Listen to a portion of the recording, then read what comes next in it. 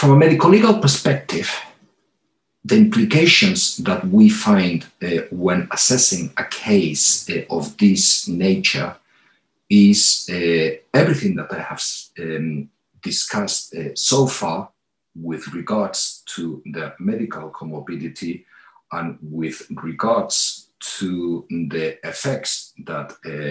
this problem following the amputation appears to be having on their present daily living, the implications that there may be for the future care and for the future ability to engage with remunerated work and other activities.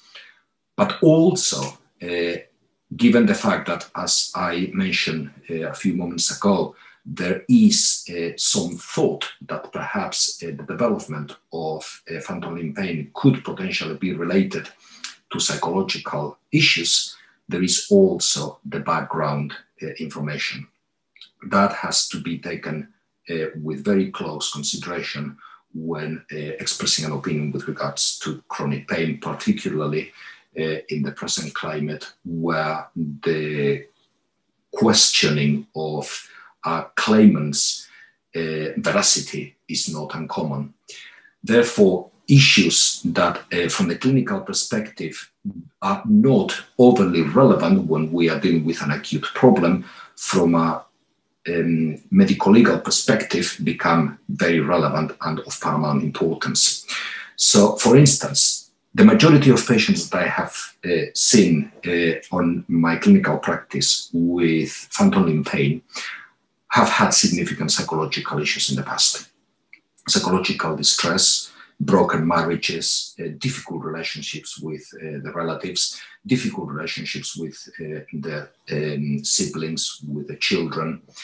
are not uncommon. Alcoholism is not uncommon. Poor diet, obesity are not uncommon. Therefore, all those elements are often built by specific experts who deal primarily with defendant cases in order to create an argument of either psychological magnification on account of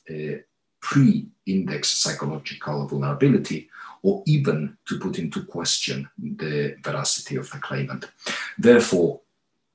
thorough scrutiny of the past medical records and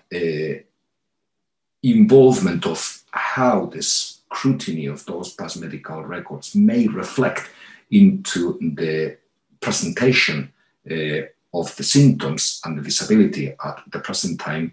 is terribly important in these cases.